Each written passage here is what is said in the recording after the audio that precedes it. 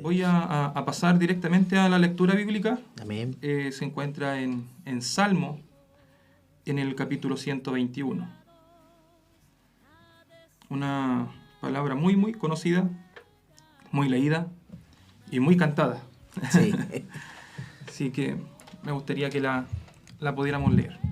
¿Pasamos entonces directamente a la palabra? Sí, amén. Amén. Entonces vamos a dar lectura a la palabra del Señor, en el nombre del Padre, del Hijo y de su Espíritu Santo. Amén. Amén. Dice así: Alzaré mis ojos a los montes. ¿De dónde vendrá mi socorro? Mi socorro viene de Jehová, que hizo los cielos y la tierra. No dará tu pie al resbaladero, ni se dormirá el que te guarda. He aquí, no se adormecerá ni dormirá el que guarda a Israel. Jehová es tu guardador. Jehová es tu sombra a tu mano derecha. El sol no te fatigará de día, ni la luna de noche. Jehová te guardará de todo mal. Él guardará tu alma. Jehová guardará tu salida y tu entrada, desde ahora y para siempre. Amén. Amén. Podemos ver, hermanos, que este es un salmo muy hermoso. Y siempre me gusta contextualizar, ¿cierto?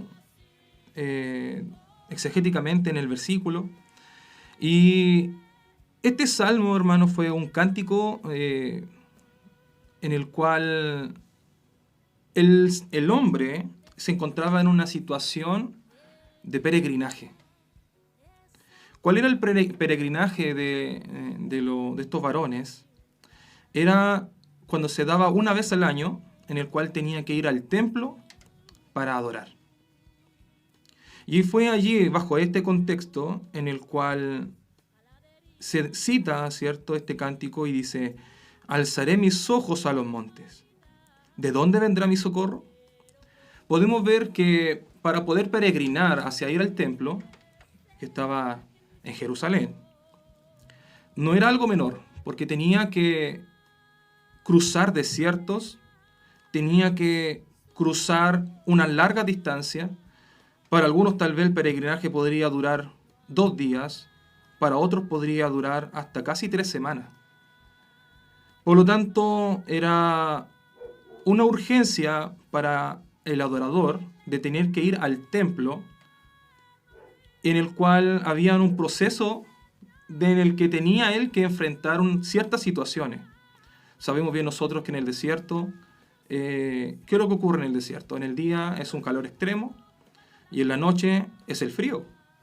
Podemos ver nosotros cuando Israel fue libertado, ¿cierto?, de Egipto, el Señor cubrió estas necesidades, ¿cierto?, en el cual puso una nube en el día y también puso una columna de fuego en la noche. Por lo tanto, el peregrinaje el cual estaba haciendo el pueblo de Israel para ir al templo a adorar no era algo fácil, era algo que tenía que dedicar tiempo y esfuerzo, era mucho esfuerzo. En el cual, en medio de esas tribulaciones, tal vez, o de esa prueba, ¿cierto?, de la carne, el salmista dijo: alzaré mis ojos a los montes. ¿De dónde vendrá mi socorro? Mi socorro viene de Jehová, que hizo los cielos y la tierra. No dará tu pie al resbaladero, ni se dormirá el que te guarda. He aquí, no se adormecerá, ni dormirá el que guarda a Israel. Esto, hermano, es algo tremendo. ¿Por qué? Porque aquí está hablando de un Dios vivo y un Dios fiel. Amén. Está hablando de un Dios que está atento a las urgencias de su pueblo. Es un Dios que escucha las oraciones. Se recuerda cuando Elías se burlaba de los profetas de Baal y decía: ¿dónde está tu Dios? ¿Dónde está? ¿Acaso no está durmiendo? Grita más fuerte. A lo mejor está durmiendo, está tomando una siesta. Pero fíjese aquí la aclaración de Dios que dice: no se adormecerá ni dormirá el que guarda a Israel. Gloria a Dios. Cuando Elías hacía este contraste de tu Dios, es porque hacía una burla, porque esos dioses no existían, no escuchan, no ven, porque no existen. En cambio, este es un Dios que no duerme y siempre está atento a las oraciones de su pueblo. Gloria a Dios. Y dice: Jehová es tu guardador. Amén. Jehová es tu sombra a tu mano derecha. El sol no te fatigará de día, ni la luna de noche. Lo mismo que hablábamos, el proceso que Dios guarda en las situaciones difíciles, ¿cierto? Del clima o la urgencia física que muchas veces podamos tener. Dice: Jehová te guardará de todo mal. Él guardará tu alma. Jehová guardará tu salida y tu entrada desde ahora y para siempre. Podemos ver, hermanos, que Jehová es nuestro guardador. ¿Y por qué se da esa certeza, da una seguridad? Aquí el salmista no está haciendo una suposición. Aquí el salmista no está diciendo tal vez Dios te guarde, o tal vez el Señor te escuche, o quizá si tú oras más fuerte, o tal vez si tú oras más horas en el día, el Señor te va a escuchar. Aquí no está diciendo esto, aquí lo está diciendo con seguridad. Él guarda tu alma. Amén.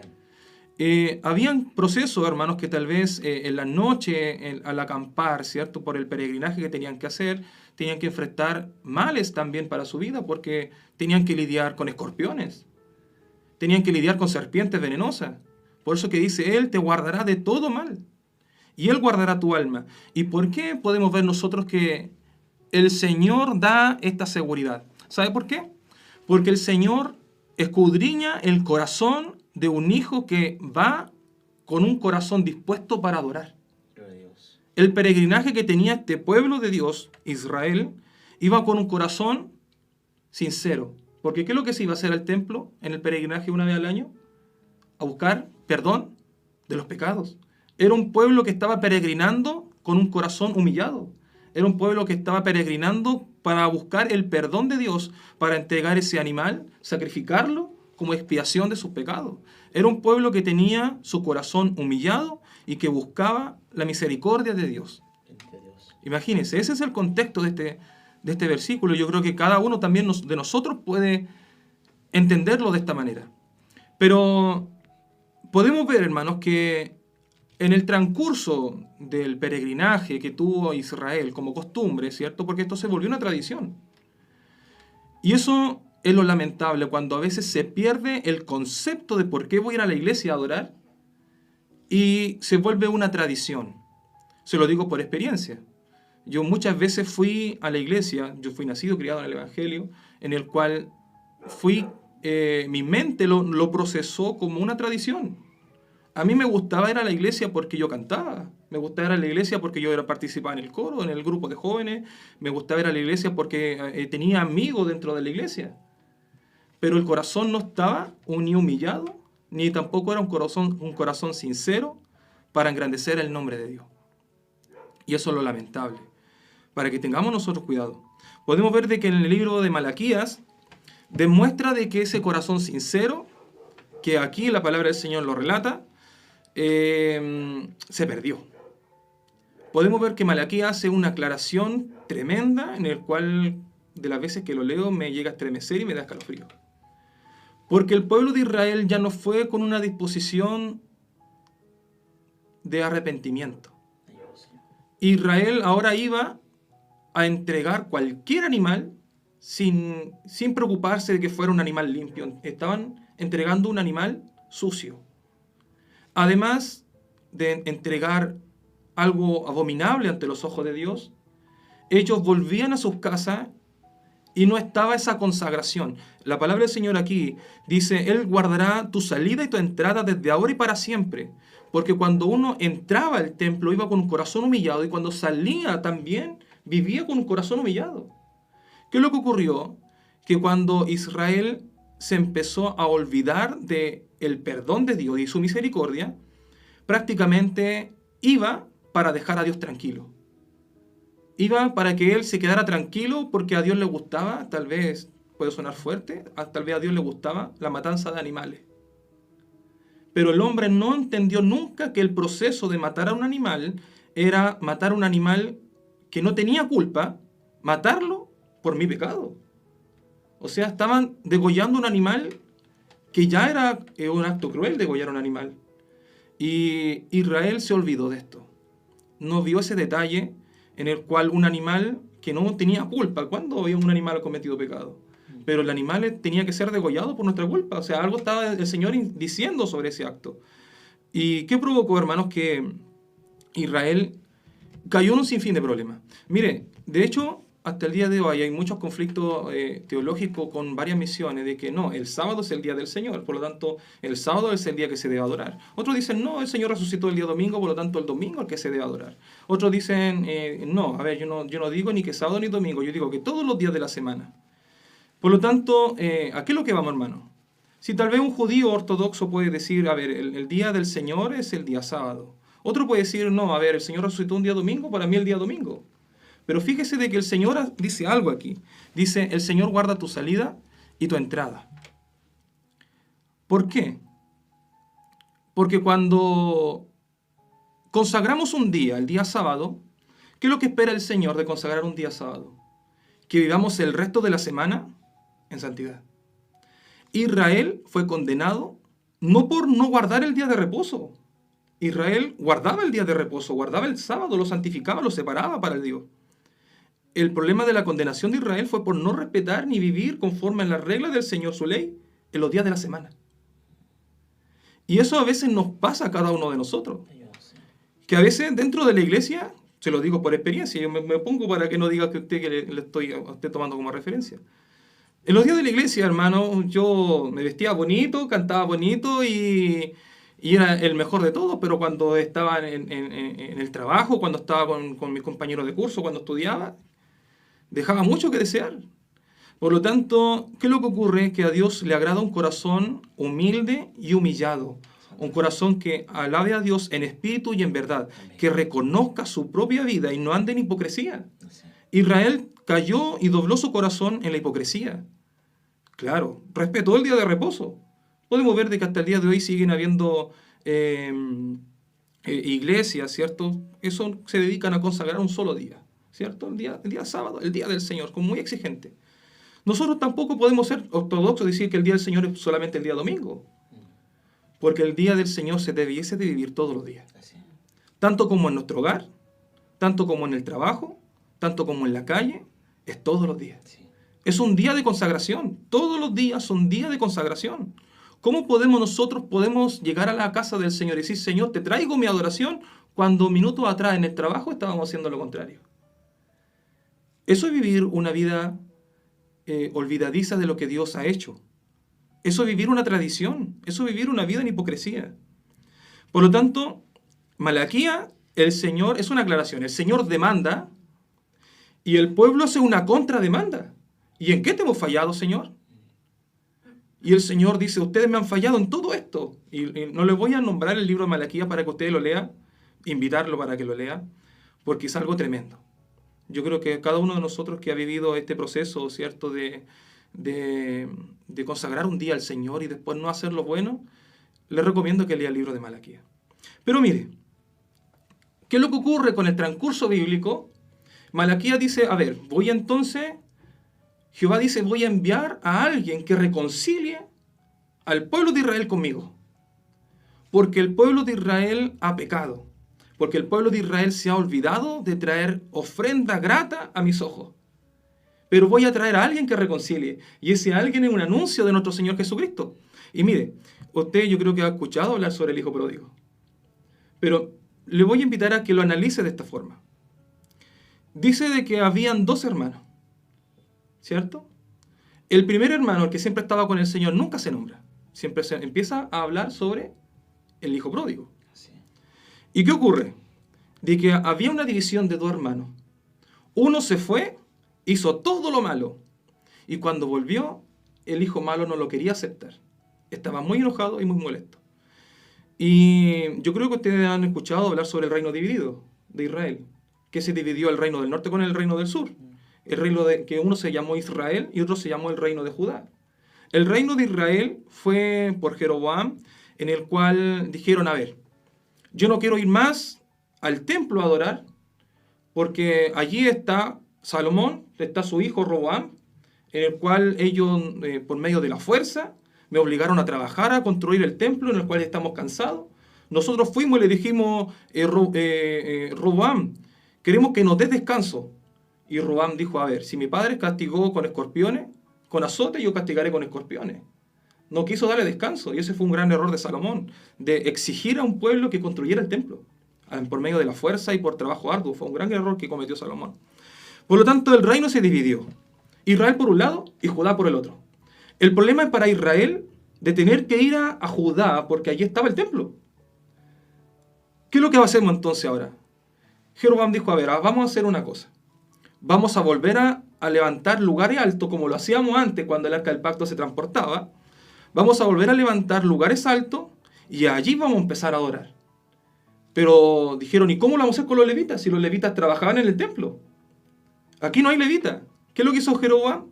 Vamos entonces a nombrar a personas que se dediquen al sacerdocio. Y la ley decía que solamente un levita podía ejecutar el sacerdocio. ¿Qué ocurrió con todo esto, hermanos? Que el sistema, la comunión que tenía Israel, la comunión de adoración se quebró. Se quebró. ¿Qué es lo que hizo Israel? Edificó su ciudad capital, que fue llamada Samaria. ¿Se recuerda de que los samaritanos y los judíos no se podían ver? ¿No podían hablar? Por eso mismo. Porque no querían ir a adorar al templo, sino que levantaron sus propios lugares altos y eso generó un conflicto entre uno con el otro. ¿Qué es lo que hizo Israel? Aparte de levantar un centro de adoración que no correspondía, con gente nombrando personas que tomaran el sacerdocio que no correspondía, ¿qué es lo que hizo el Señor? El Señor mandó un profeta. ¿Se acuerda del profeta que el Señor le dijo que no comiera ni tampoco bebiera agua? Le dijo, cuando te devuelva, devuélvete por otro camino y no coma ni beba. Y apareció un profeta viejo que le dijo, el Señor me dijo que venga y que coma y bebas conmigo. El profeta fue y al momento de devolverse, le apareció un león y lo mató. Ese profeta fue a profetizar al rey de Israel, a decirle de que iba a ser condenado. Ese hombre iba a ser condenado por levantar un sistema de adoración que no estaba en los pensamientos de Dios porque había dividido la adoración en el pueblo de Israel. Por no querer ir a Israel a adorar, donde estaba el arca del pacto. Y esto generó una división. Se empezaron a casar con personas ajenas, empezó a haber un sinfín de pecados, idolatría, ¿para qué decir? En el pueblo de Israel, de hecho Israel fue el que cayó primero en la deportación de toda su heredad, Israel. Judá cayó con el tiempo después. Fíjese ahora vamos nuevamente al hijo pródigo. Habían dos hijos. Había un hijo que pidió la heredad antes, que era Israel, en el cual fue y la malgastó y perdió toda su heredad. La perdió toda. Lo mismo que hablábamos de Israel. Pero había un hijo que le dijo al Señor, al Padre, le dijo, yo siempre he estado contigo. Y ese era Judá. Siempre tuvo su centro de adoración. Siempre tuvo allí el templo en el cual ellos se consagraron como los fariseos. Siempre ellos adoraban a Dios. ¿Qué podemos ver en todo esto, hermanos? Que viene y había una división. Había una división en esto, en la adoración. Yo no te acepto. ¿Por qué? Porque tú hiciste esto y me hiciste esto aquí, me hiciste esto aquí, me hiciste esto allá. No te acepto. El hijo pródigo venía arrepentido. El hijo pródigo venía con toda la intención, con un discurso preparado, que el cual el padre ni siquiera lo permitió que lo dijera. ¿Y qué es lo que ocurrió? Que viene el padre y lo recibió. El padre recibió a ese hijo pródigo. Y vea de que ese hijo que aparentemente siempre estaba con el padre, dice de que escuchó la música de lejos. Por lo tanto, estaba con el padre, pero de boca.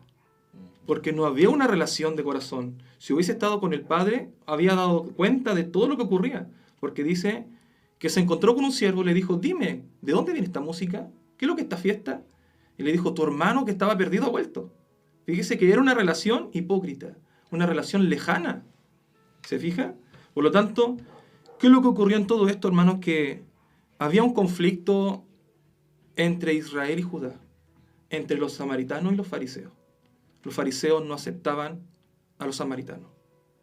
Y esto lo podemos ver cuando Jesucristo, nuestro Señor, fue, ¿cierto?, a sacar agua y se encontró con la mujer y le dijo, ¿acaso no te han dicho de que judíos y samaritanos no se pueden hablar? Y dentro de ese transcurso del diálogo, le dice la mujer, le dice, porque ustedes dicen que solo en el templo se debe adorar. Se fija que nuevamente hace alusión a esta situación. Pero Jesucristo, nuestro Señor, le dice, de cierto te digo, que ahora de todos los lados, de todos los lugares, de la distancia, iban a unirse para adorar a Dios. A unificar nuevamente lo que se había quebrado. Nuevamente a unificar. Nuestro Señor vino a unificar la comunión. Fíjese bien. Eso es lo que vino a hacer nuestro Señor, a unificar la comunión. El problema está en que nosotros podemos estar en los dos casos de esta situación. Podemos nosotros ser el hijo pródigo, que perdimos todo nuestro tiempo, nuestra juventud, todos nuestros años en gastarlo en el mundo. Y hoy día estamos bien humildes y decir, gracias Señor por tu misericordia. O podemos estar en el otro caso, como yo he estado los dos. Poder estar en el otro caso y decir, yo siempre he estado contigo. ¿Y qué viene este arrepentirse ahora? Yo lo conozco, yo sé quién es. Y si viene ahora tal vez a hacerse el arrepentido, ¿se fija? Y nosotros podemos estar en cualquiera de estos dos casos. Por lo tanto, yo quiero predicar a un Dios que restaura. Quiero predicar a un Dios que viene a unificar. Quiero predicar a un Dios que viene a restaurar la comunión, la santidad. La santidad dentro de la iglesia. Regularmente hay hermanos que por muchos años caminan el Evangelio, pero no viven en santidad. Y les vuelvo a decir, yo he estado en los dos lugares. No viven en santidad. Vivimos en un mundo oculto, que ante la vista de la gente somos hermanos muy espirituales, pero cuando estamos en la intimidad somos los peores que podemos haber. Y como lo predicaba el otro día, lo anunciaba, no me recuerdo que lo anunciaba también en este lugar, el Evangelio, la predicación y la palabra de Dios comienza por casa. ¿Cómo yo puedo testificar a un Dios que cambia? A un Dios que perdona, a un Dios de poder que controla y que domina, ¿cierto? Y por medio de mi cuerpo aparecen los dones y los frutos del Espíritu Santo, siendo que en mi casa soy un mal esposo, soy un mal padre, puedo ser un mal trabajador, puedo ser un mal chofer, porque hoy en día los choferes como son de terribles. Fíjese que el pecado, yo lo predicaba allá en nuestra iglesia, es sorprendente que a veces hasta cuando una persona se cuela en la fila, provoca los instintos más asesinos en nosotros. Y eso es terrible, hermano, porque demuestra a veces qué corazón tenemos. Las pruebas demuestran qué tipo de corazón tenemos. Por lo tanto, lo que quiere hacer el Señor es que nos unifiquemos. Tal vez, hermano, hay muchos hermanos que no conozco y motivados por el Espíritu Santo, Dios se lo digo. Tal vez en ti hay una raíz de amargura de mucho tiempo. Tal vez en ti sigues despreciando a alguien que te ha hecho mucho daño. Bendito sea el nombre del Señor. Tal vez en ti hay un dolor y un rencor que te han provocado hace mucho tiempo. Pero el Señor dice que debemos de perdonar. El Señor dice que quiere restaurar la comunión y volver a unificar. Tal vez nosotros decimos, Señor, pero yo siempre he hecho lo bueno. Señor, pero yo siempre he estado contigo. Pero a veces no de corazón.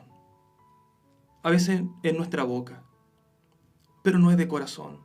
Porque cuando llega el tiempo de perdonar, cuando llega el momento de arrepentirnos, cuando llega el momento de ser sincero ante los ojos del Señor y reconocer cómo está nuestra vida, no somos adoradores ni en espíritu ni en verdad.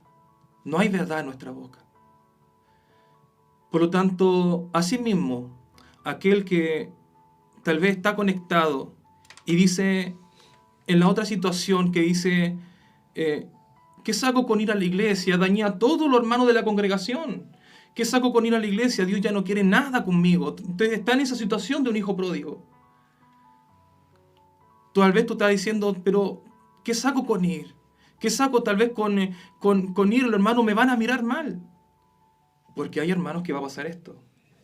Pero tiene que haber una unidad, tiene que haber una unificación. El Señor quiere volver a restaurar la santidad, quiere volver a restaurar el perdón, quiere volver a restaurar la comunión, la verdadera comunión. Tiene que haber perdón entre nosotros.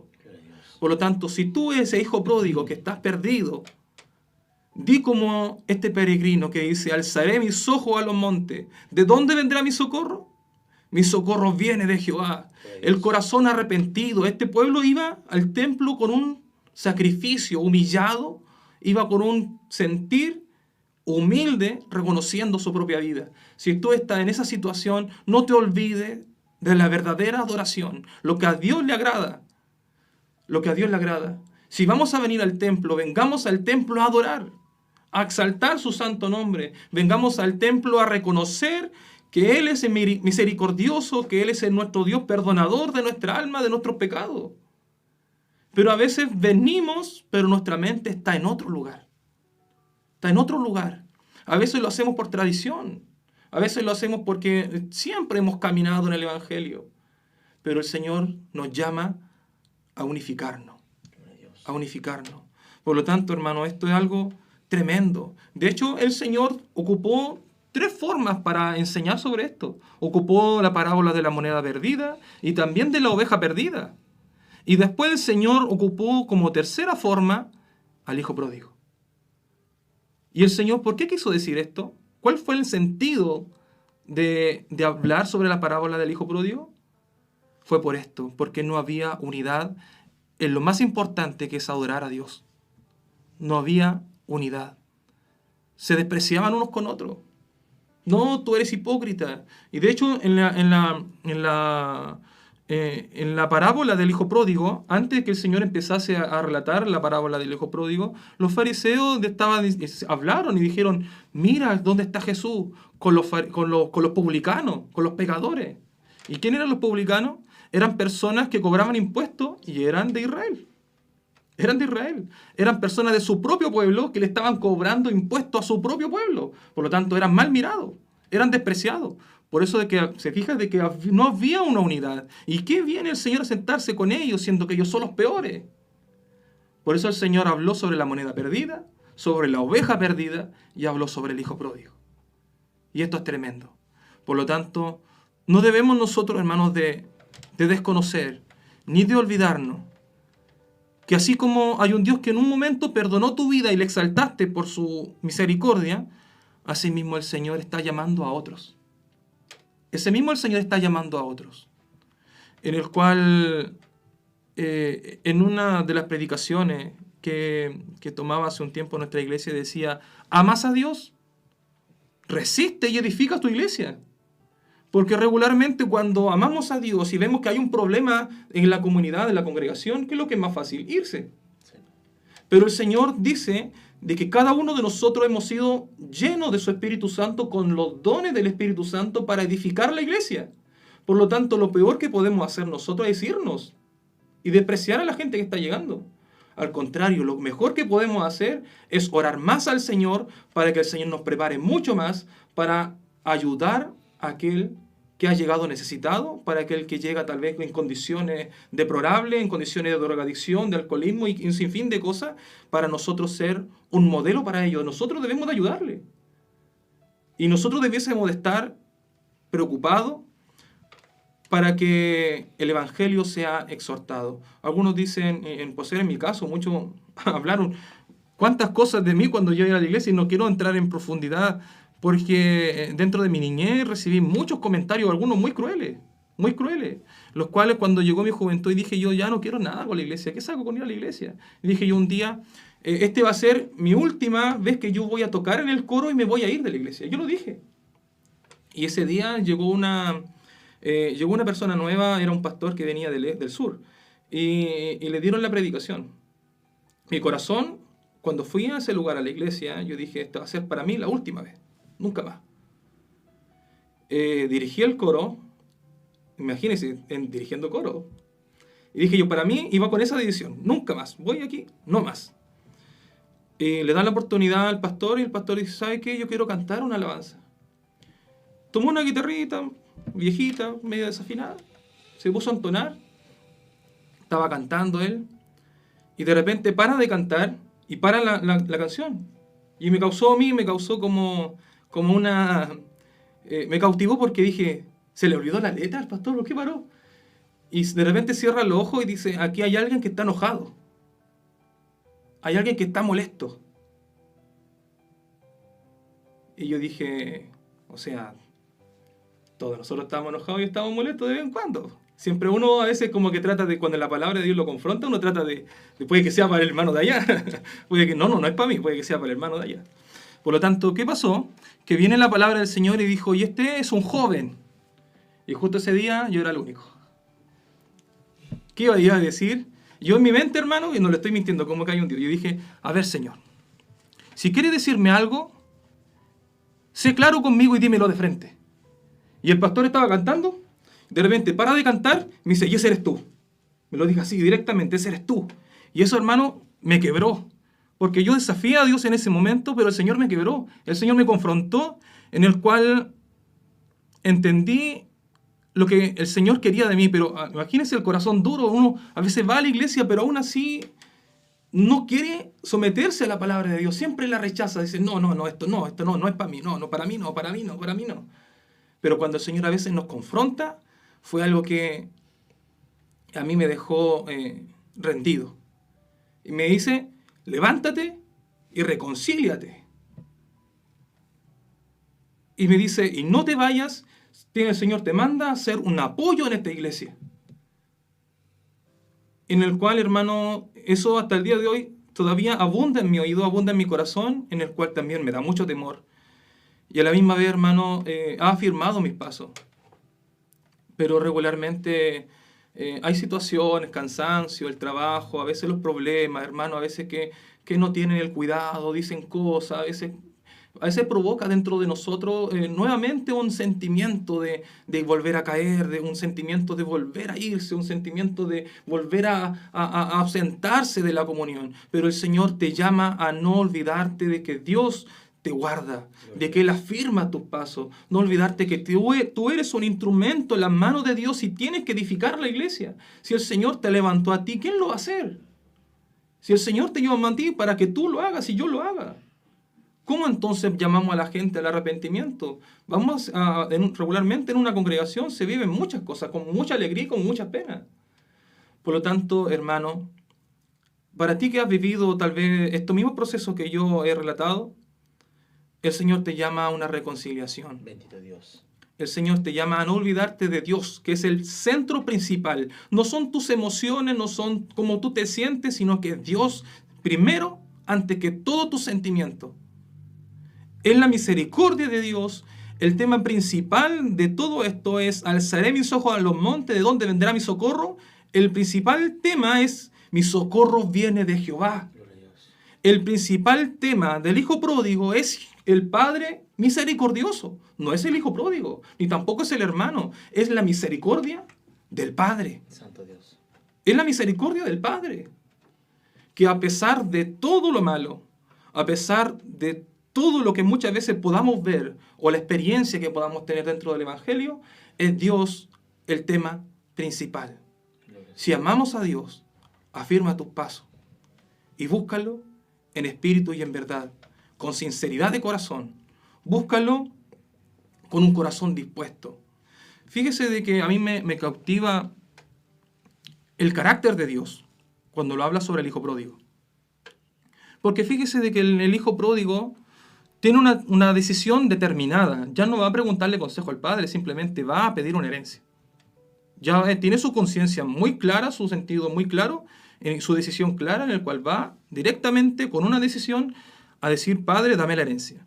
Esto era algo aberrante, sobre todo para una cultura judía, porque la herencia se daba solamente cuando el padre moría. Pero fíjese de que el padre nunca se lo negó. El padre se lo cedió. Cuando el fariseo escuchaba esta historia, para él era: ¿pero cómo? ¿Cómo un padre puede cederle así nomás sin ningún problema? Se lo cedió. Viene este hijo, malgastó toda la herencia. Cuando malgastó la herencia, volvió. La costumbre judía decía de que una herencia siempre tenía que ser gastada dentro de su mismo pueblo. Si usted lo hacía fuera de ese pueblo, ya era un traidor para la sociedad. Y además, si usted iba por un cierto tiempo y volvía nuevamente a su ciudad judía, eso es una cultura, ¿cierto? Tenían que sacudir sus ropas, ¿cierto? Sacudir sus calzados, porque ellos se impregnaban del pecado del pueblo ajeno, del pueblo extranjero. Por lo tanto, para ellos era toda una tradición. Imagínense que aquí el hijo pródigo volvió hediondo, no aseado, nunca sacudió su ropa. ¿Se da cuenta? La historia del judío que estaba escuchando era el padre, es imposible que lo reciba. Aquí el padre tiene que condenarlo, tiene que matarlo porque avergonzó al padre ante toda la sociedad de la comunidad porque era un hombre rico. Tenía mucha riqueza ese padre, tenía mucha gente trabajando con él. ¿Y qué es lo que ocurrió? Que viene la historia, el Señor Jesucristo dice de que el hijo de lejos, cuando venía, el padre salió corriendo a buscarlo. Yo me imagino a un fariseo tomándose la cabeza en dos manos, porque estaba rompiendo toda la tradición judía. Toda la tradición judía. ¿Y qué es lo que ocurrió, hermanos? Que podemos ver de que hay un Dios que a veces, para hacernos vivir un proceso, permite que nosotros caigamos en el mal. Suena a veces un poco chocante. Pero ¿ha escuchado usted de que el apóstol Pablo habla de que ciertas personas iban a ser entregadas a Satanás? ¿Se recuerda? Si no me recuerdo era Alejandro y Meneo, si no me equivoco bien. Por lo tanto, él dijo para que sean entregados a Satanás. Pero ¿cuál es el sentido de ser entregado a Satanás? ¿Sea para no volver nunca más a la congregación? Fíjese de que Pedro, el Señor le dijo, Pedro, Satanás te está pidiendo para zarandearte como a trigo. Le dijo, ¿pero yo no se lo he permitido? No, dijo, yo oraré por ti para que tu fe no falte. Eso estaba dando a entender de que el Dios había dado el permiso para que Pedro fuera zarandeado. Incluso Job también fue entregado a Satanás por autoridad de Dios. Pero fíjese en todo esto, hermano. ¿Cuál es el propósito de Dios entregarnos a Satanás? ¿Qué es lo que dijo Job cuando después entendió en su proceso de vida, en su calamidad? Dijo, de oídas te había oído, ahora mis ojos te ven. Podemos ver de que hay un proceso, un cambio de mayor corazón y sentimiento de adoración a Dios. Asimismo Pedro, cuando Pedro lo traicionó, cantó ese gallo, Pedro cayó rendido. Cuenta el Evangelio de Marcos que dice, anda a los discípulos, pero primero a Pedro. Porque Pedro, yo creo que estaba destrozado por haber traicionado al Señor. Y podemos ver, hermanos, de que lo que quiere el Señor muchas veces en entregarnos a Satanás es que haya un razonamiento. Y si a veces, hermanos, tú estás viviendo un proceso de calamidad, cualquier proceso que estés enfrentando, pregúntate si tal vez sea el propósito de Dios para hacerte recapacitar. Y en esto, hermano, te lo puedo decir por experiencia, que con mi esposa vivimos hasta un punto de casi perderlo todo, y no estamos hablando de poquito y tampoco quiero hablar de cuánta plata, pero es todo, es mucho. En el cual, en un momento de aflicción, oré al Señor y le dije, Señor, estoy en tus manos, me rindo a ti. Señor, me entrego en tus manos y en tus propósitos, ya tú conmigo lo que tú quieras. Todo mi vida está en sus manos, Señor. Entrego mi vida en su voluntad. Mi esposa dijo, sí, toda la razón. Yo también me entrego en las manos del Señor. Y de la noche a la mañana, el Señor nos levantó. Y eso es porque a veces nuestro corazón se olvida de ese Dios tremendo que nos restaura, nos perdona, porque a veces vivimos en un proceso como en una burbuja. Somos nosotros nuestros problemas. Somos nosotros y lo que a nosotros nomás nos pasa.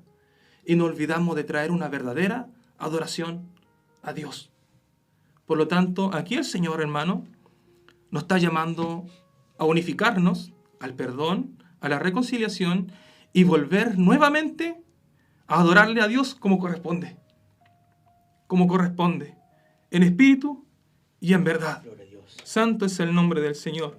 Para mí, hermano, esto es agradable predicar la palabra del Señor. En un comienzo, hermano, era un poco fuerte, porque regularmente un profeta de un predicador, porque un predicador hace un trabajo de un profeta. Regularmente a veces dice, pero tal vez la palabra es muy dura, a lo mejor no la van a recibir los hermanos. A veces recibimos comentarios, a veces un poco ingratos, por predicar la palabra de Dios con fidelidad. Tal vez es mejor decir algo, predicar lo más bonito, para que no duela tanto. Pero hermano, yo en todo esto soy fiel a la palabra del Señor y soy, hermano, usado en la mano del Señor por su misericordia para enseñar esto. Que tu corazón no se endurezca, sino que se vuelva a Cristo en arrepentimiento y fe. Que la paz del Señor te bendiga.